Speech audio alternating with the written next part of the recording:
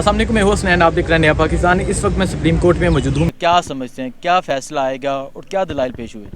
अगर थोड़ी सी इसके बैकग्राउंड में चले जाएं, article 63A(1)(b it's very clear, और मेरे हिसाब से ये ओपन एंड शट केस था, जिसमें वाज़े तौर पे दो क्लॉज हैं।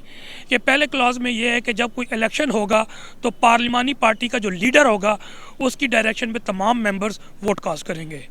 जिस तरह पार्लिमानी पार्टी का लीडर साजिद भट्टी था, उसने एक दिन पहले मिनट्स मीटिंग में कहा कि जनाब ये परवेज़ इलाही को वोट कास्ट करेंगे, और इन कंप्लाइंस विद दैट तमाम पार्लिमानी मेंबर्स प्रोविंशियल असम्बली के उन्होंने वोट कास्ट किया परवेज़ इलाही को।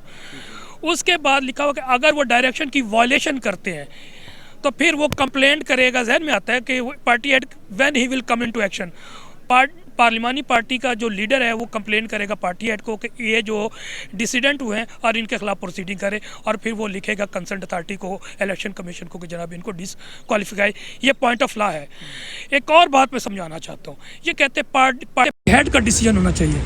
आप भी ने भी देखा कि पार्लिमानी पार्टी के हेड ने किसी को डायरेक्शन ही नहीं दी है। फॉर एग्जांपल कानून क्या है, for example central executive committee और पार्टी की होती है, वो बुलाते हैं, इंपॉर्टेंट फैसले करते हैं और फिर फैसला करके बताया जाए कि जनाब इसको इम्प्लीमेंट करें। ऐसा नहीं हुआ, चले छोड़े। शुजात ने कोई एक हफ़्ता पहले, कोई 3 दिन पहले, शायद एक दिन पहले भी बता दें कि किसी को डायरेक्शन दिए कि जाओ इलेक्शन, नेक्स्ट डे इलेक्शन हो रहा है आपका 22 को, आपने परवेज़ इलाही को नहीं, आपने हमजा को देना है। ऐसा कुछ भी नहीं था, और सब ने कौम ने देखा कि इलेक्शन कंडक्ट हुआ, 186 वोट पाकिस्तान तहरीक इंसाफ और काफ लीग को मिले, जबकि 179 वोट मिले हमजा को, और डिप्टी स्पीकर ने भी कुछ भी नहीं बोला। जब कंडक्ट हो गए तो वो जनाब जेब से निकालता है एक पर्ची जादू की और कहता है कि जनाब I just received this letter from Chaudhry Shujaat. क्या वो इल्हाम हो गया था? तो अगर पॉइंट ऑफ लॉ भी देखा जाए, it's very clear, open and shut. Even वाकयाती, जिसको हम उर्दू में कहते हैं वाकयाती शहादत, तो उसमें भी पार्टी हेड ने कहीं डायरेक्शन नहीं दी कि जनाब आप जाओ और आप उसको कॉज करो, उन्होंने इसको कर दिया हो, और फिर वो जनाब उन्होंने डायरेक्शन को फॉलो नहीं किया। इसलिए दोनों पॉइंट ऑफ व्यू से अब ये प्रेशर टैक्टिक्स है। अच्छा, मुझे ये बताएं, ये जो केस है बच्चे को समझ आ रहा है, आखिर फिर उनके वकला ने क्या दलाइल पेश किए हैं, क्या? अच्छा, मैं अर्ज़ करूँ कि वकला ने, वो मैं मजाक को के बोलना नहीं चाहिए, लेकिन वो चौधरी शहजाद का एक मजाक बना हुआ है ना कि वो जनाब चौधरी शहजाद की बात सुनो, उन्होंने ये किया, तो मैं यही कहूँगा उनको वकला ने इसके अलावा कुछ भी नहीं है उनके पास कहने को, कुछ भी नहीं है। यकीन जानिए ये तशरीह है कि इन्होंने लिंगर ऑन किया, और मैं समझता हूँ कोर्ट ने भी कहा इनको फेयर ट्रायल आर्टिकल 10A में लिखा हुआ है कि ये ना कहें कि जी हमें सुना नहीं, वो कहते हैं जी पॉइंट की बात करें, तो सुन रहे हैं सारों को और टाइम दे रहे हैं। प्रेशर टैक्टिक्स भी आपको पता है, बाहर प्रेस कॉन्फ्रेंस पे प्रेस कॉन्फ्रेंस कर रहे हैं, तो इन्हें अदालत कर रहे हैं, आज भी की है, यस्टरडे भी की है। लेकिन मैं समझता हूँ कोर्ट को डायरेक्ट खुद लेना चाहिए तौहीन अदालत को, और PTI की टीम को भी चाहिए कि तौहीन अदालत के लिए देना चाहिए। अदरवाइज उनके पास कोई टर्म्स एंड कंडीशन नहीं, किसी जजमेंट को 2015 की दे रहे हैं, उसे आइडेंटिकल है ही नहीं, इररेलेवेंट है। जबकि हमारे पास जो है ना वो बिल्कुल रेलिवेंट जजमेंट, अगर आपसे पढ़ लें PLD 2018 सुप्रीम कोर्ट 366, उसमें भी वाज़ेह तौर पे है। फिर इसके अलावा लेटेस्ट जजमेंट जो है वो इररेलेवेंट ही नहीं, जिसको वो हवाला दे रहे हैं पैराग्राफ 3 का, तो मुख्तसर उनके पास कुछ भी नहीं है। इट्स वेरी क्लियर केस, बल्कि बच्चे को मालूम हो चुका है कि इसमें कुछ नहीं है। और इंशाअल्लाह हम आज अगर फैसला होता है तो आज हमजा का जो है ना वो जो ज़बा किया गया उसको जो है ना वो किया कर हम कर देंगे।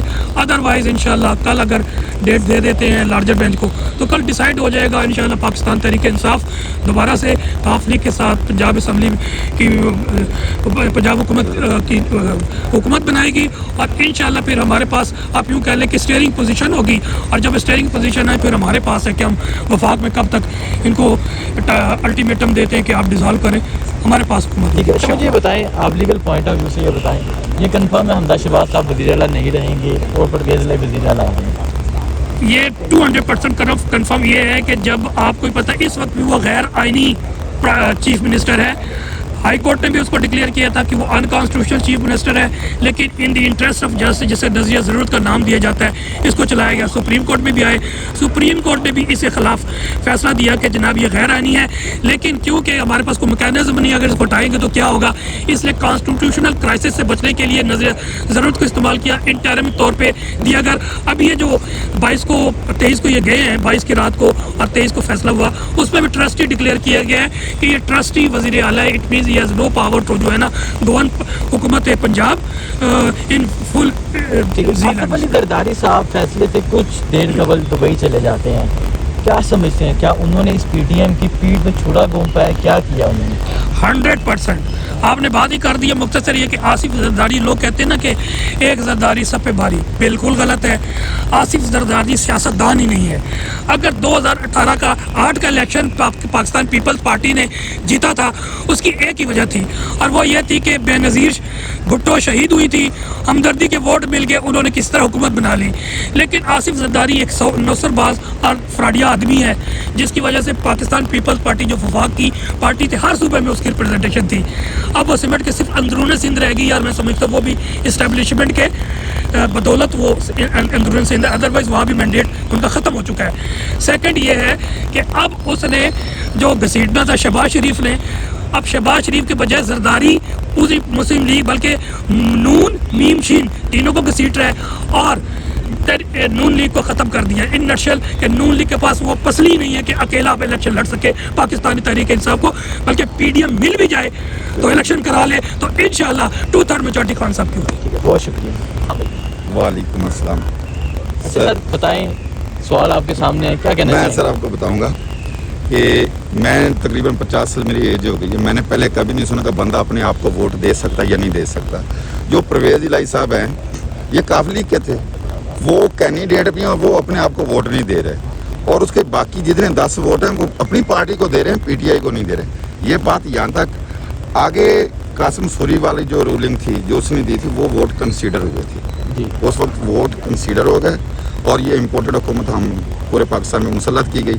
अब दोस्त मोहम्मद की जो रूलिंग है, अगर तो ये पहले सीधी सी बात है, इन्होंने वोट सारे के सारे कंसीडर किए हैं और ये डिक्लेयर कर दिया कि 186 एक तरफ, 179 एक तरफ। 186 वाला वो मेजॉरिटी में वो तो साझा है, उसी ने विन करना है। अब मैंने ये पहली दफ़ा सुना है कि जो मिनॉरिटी वाला है, जो जिसके वोट कम है, वो वज़ीर आला बना रहे हैं उसको।